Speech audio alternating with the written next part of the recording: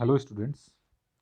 आज हम BSc part first का फिजिक्स का जो प्रथम प्रश्न पत्र है पेपर फर्स्ट मैकेनिक्स का टॉपिक परिवर्तनशील द्रव्यमान के किसी निकाय की गति motion of a system with varying mass या रॉकेट का अध्ययन करेंगे।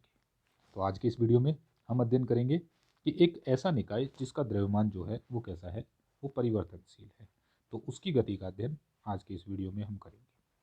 तो हमने कहा माना किसी निकाय का प्रारंभिक द्रव्यमान कैपिटल है। एल निर्देश तंत्र में किसी समय टी पर यह वेग v से गतिमान है।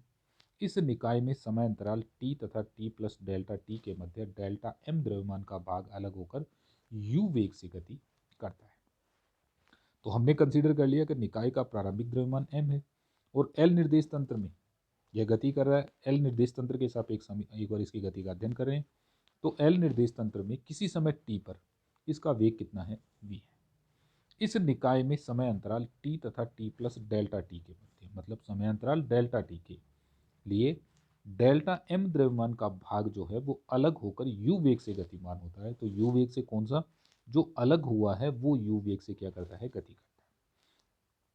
तथा निकाय का शेष भाग जिसका द्रव्यमान m माइनस डेल्टा m होगा। तो पहले कितना था, m में से डेल्टा m अलग हो गया तो शेष कितना बचा, रिमेनिंग हो गया m माइनस डेल्टा m। नवीन वेग new new velocity v plus delta v से गतिमान होता है। यदि यह मान ले कि द्रव्यमान डेल्टा m तथा m माइनस डेल्टा m अब भी एक ही निकाय के दो भाग हैं, तो समय अंतराल डेल्टा t के सीमांत मान के लिए संवेग परिवर्तन की दर जो उस पर कार्यरत बल के तुल्य होगी उसका मान। तो नीचे जो हमने इक्वेशन लिखी है ये लिखी है न्यूटन के गति के द्वितीय नियम से। तो संवेग परिवर्तन की दर बराबर होगी जो बल हमने लगाया है। तो F external equals to P F final momentum अंतिम संवेग माइनस इनिशियल संवेग, ठीक है, initial momentum upon delta T. तो फाइनल संवेग हो गया m minus delta m v plus delta v। तो अब देखो दो हो गए हमारे पास, फाइनल में दो आएंगे। एक तो शेष द्रव्यमान जो m माइनस डेल्टा m बचा, ये किस वेग से गति कर रहा है, ये इस वेग से। तो इन दोनों के मल्टीप्लाई से एक पार्ट का हो गया। दूसरा है डेल्टा m, ये किस वेग से गति कर रहा है, ये u वेग से गति कर रहा है। तो इन दोनों के मल्टीप्लाई से एक संवेग ये हो गया।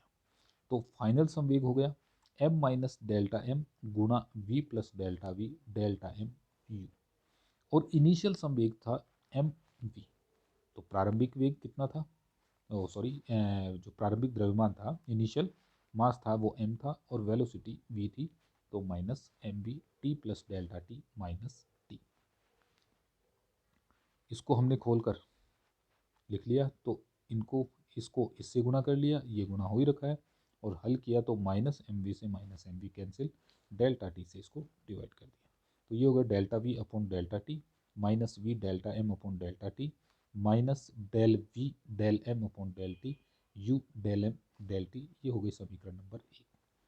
यहाँ पी आई तथा पी एफ क्रमशः निकाय के समय टी तथा टी प्लस डेल्टा टी पर संवेग है। यदि delta T equals to zero हो या delta T attends to zero हो तो निकाय का द्रव्यमान समय के साथ घट रहा है।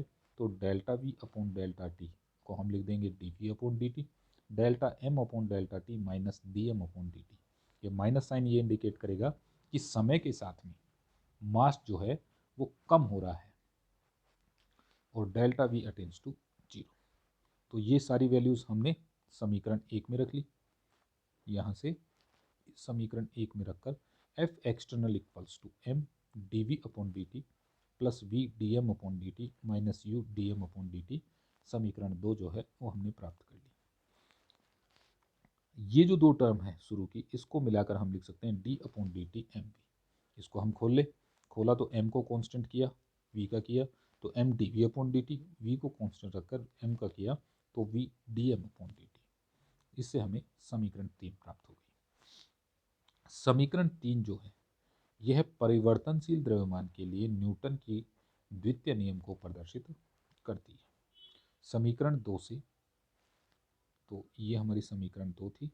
समीकरण 2 से M D V upon D T F external plus U minus V D M upon D T. तो हमने क्या किया, समीकरण 2 से इसको उठाकर हम इस तरफ ले आए, इसको उठाकर हमने इधर रख दिया, यहाँ D M upon D T, यहाँ भी D M upon D T common है, लिख लिया। तो ये हो गया U minus V D M upon, इसको कंबाइंड करके लिख लिया। तो कंबाइंड करके लिखा तो समीकरण हो गई M D V upon D T equals to F external plus U minus V D M upon D T. यदि अलग होने वाले द्रव्यमान का निकाय के सापेक्ष वेग V R equals to U minus V है, तो M D V upon D T equals to F external plus we R D M upon D T. समीकरण 5 का अंतिम पद निकाय से अलग हुए द्रव्यमान के कारण संवेग परिवर्तन की दर को प्रदर्शित करता है। तो ये इसका जो अंतिम पद है, ये किसको रिप्रेजेंट कर रहा है, निकाय से अलग हुए द्रव्यमान, वो मास जो सिस्टम से अलग हो गया के कारण संवेग परिवर्तन की दर को व्यक्त करता है। इसका उदाहरण है, परिवर्तनशील निकाय का उदाहरण है रॉकेट। तो रॉकेट की बात करें तो रॉकेट जेट के सिद्धांत पर, प्रिंसिपल ऑफ जेट प्रोपल्शन पर कार्य करता है। रॉकेट की उड़ान न्यूटन की गति के तीसरे नियम तथा संवेग संरक्षण के नियम पर आधारित होती है। इसमें एक कोष्ठ दहन कोष्ठ होता है, दहन कोष्ठ कंबसन चैम्बर नली के द्वारा दूसरे कोष्ठ से संबंधित होता है। रॉकेट के दहन कोष्ठ में जब ईंधन तथा ऑक्सीकारक पदार्थ मिलकर जलना प्रारंभ करते हैं तो इसके कारण उत्पन्न ऊष्मा से दहन कोष्ठ में दाब बहुत अधिक हो जाता है, जिससे कोष्ठ से गर्म गैसें जेट के रूप में परिवर्तित होकर तीव्र वेग से बाहर निकलती हैं। जेट के रूप में तीव्र वेग से निकलने वाली गर्म गैसों के कारण रॉकेट पर प्रतिक्रियात्मक बल लगता है, जिससे रॉकेट त्वरित गति से आगे की ओर गति करता है। तो रॉकेट का जो है एक डायग्राम हमने यहाँ चित्र में प्रदर्शित किया। तो ये हमारा हो गया दहन कोष्ठ। इसके अंदर क्या होता है, ईंधन और ऑक्सीकारक पदार्थ नलियों के द्वारा इस दहन कोष्ठ में आते हैं और यहाँ पर इनका क्या होता है, दहन होता है। दहन होने के फलस्वरूप यहाँ पर गर्म गैसें जो है वो उनका निर्माण होता है और गर्म गैसों के दबाव से ये जो गैसें हैं ये यहाँ से बाहर की ओर निकलती हैं। जब ये बाहर की ओर निकलती हैं तो रॉकेट जो है वो त्वरित गति से आगे की ओर गति करता है। जैसे हम कई बार देखते हैं ना, हमने एक बैलून फुलाया, बैलून को फुलाकर हम छोड़ देते हैं तो गैस बाहर निकलती है पीछे की ओर और रॉकेट आगे की ओर, सॉरी बैलून जो है वो आगे की ओर गति करता है, जो हमने यहाँ दिखाया। अब देखो रॉकेट वी वेग से आगे की ओर गति करेगा और जो गर्म गैसें हैं वो यू वेग से पीछे की ओर गति करती है। बाह्य बलों की अनुपस्थिति में निकाय रॉकेट प्लस गैस का कुल संवेग नियत रहता है, इसलिए गैस जेट जितने संवेग से पीछे की ओर निकलता है उतने ही संवेग से रॉकेट आगे की ओर गति करता है। सिद्धांत, रॉकेट का सिद्धांत, माना किसी क्षण टी पर रॉकेट ईंधन सहित का द्रव्यमान कैपिटल एम है। तो ईंधन के साथ हमने मान लिया रॉकेट का कुल द्रव्यमान कैपिटल एम है तथा किसी स्थिर निर्देश तंत्र एल निर्देश तंत्र में इसका वेग यू है। माना कि सूक्ष्म समयांतराल dt में रॉकेट से जेट के रूप में निकली गैस का द्रव्यमान dm तथा एल निर्देश तंत्र में इससे पीछे की ओर निकलती गैस का वेग u है। ठीक है, रॉकेट का कुल द्रव्यमान m, ठीक है, जो गैस निकली उसका द्रव्यमान dm, रॉकेट का वेग ऊपर की ओर u होगा v तथा जो गैस पीछे की ओर निकल रही है उसकी वेलोसिटी हमने u ले ली। इस गैस के जेट के रूप में बाहर निकलने के कारण रॉकेट पर प्रतिक्रियात्मक बल लगेगा, जिससे रॉकेट आग की गति आगे की दिशा में होगी। तो अब जब गैस बाहर निकलेगी, गैस पीछे की ओर निकलेगी तो रॉकेट पर एक प्रतिक्रियात्मक बल लगेगा, जिससे रॉकेट ऊपर की ओर क्या करता है, गति करता है। रॉकेट के सापेक्ष गैस का निर्वातक वेग, यहाँ हमें लिखना है वेग। रॉकेट के सापेक्ष गैस का निर्वातक वेग exhaust velocity V R equals to U minus V. Newton की गति के द्वितीय नियम से परिवर्तनशील द्रव्यमान के किसी निकाय रॉकेट के लिए M D V upon D T equals to F external plus we R D M upon D T समीकरण होगा। ये जो इक्वेशन हमने ऊपर लिखी थी वहीं से लेकर लाए। यहाँ एफ एक्सटर्नल रॉकेट पर गुरुत्वीय बल तथा वायु प्रतिरोध के कारण, यहाँ एफ एक्सटर्नल रॉकेट पर गुरुत्वीय बल तथा वायु प्रतिरोध के कारण लगने वाला बाह्य बल होता है, तथा V R D M upon D T rocket के जेट के रूप में बाहर निकलने वाली गैस जेट के कारण रॉकेट पर लगने वाला प्रतिक्रियात्मक बल है। यदि ऊंचाई के साथ गुरुत्वीय बल में प्रभाव हम नगण्य मान लें तो F external equals to M G लिख सकते हैं, जिसके आधार पर समीकरण एक M D V upon D T equals to M G plus we R D M upon D T, ये समीकरण नंबर 2 हो गई। रॉकेट की गति में v ऊपर की ओर होता है, लेकिन वी आर तथा g नीचे की ओर कार्य करते हैं। इनकी दिशाओं के आधार पर समीकरण 2 को निम्न प्रकार से लिखा जा सकता है। तो ये हो गया M D V upon D T equals to minus M G minus V R D M upon D T.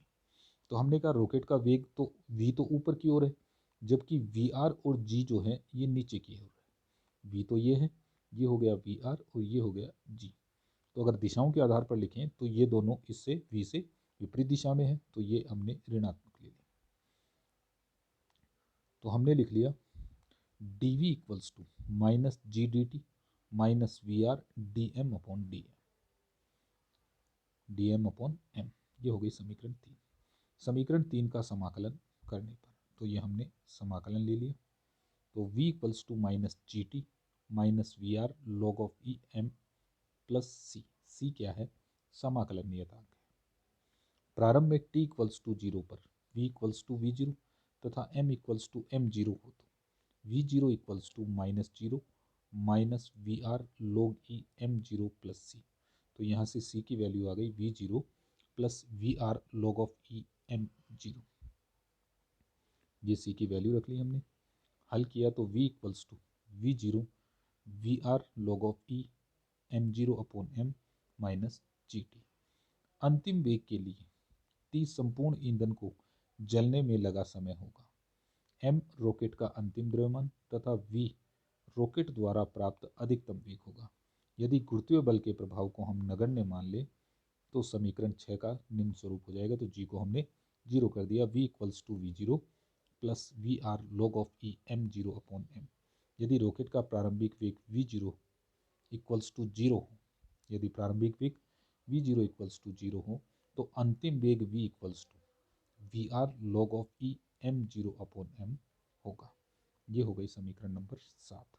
तो समीकरण 7 जो है यह रॉकेट के अंतिम वेग को व्यक्त करती है। तो रॉकेट के अंतिम वेग के लिए, अंतिम वेग अधिकतम प्राप्त करने के लिए हम एकल चरण के रॉकेट के स्थान पर हम बहुचरणीय रॉकेट का प्रयोग करते हैं। मतलब इसमें अलग अलग चरणों में रॉकेट के जो पार्ट्स हैं वो अलग होते जाते हैं।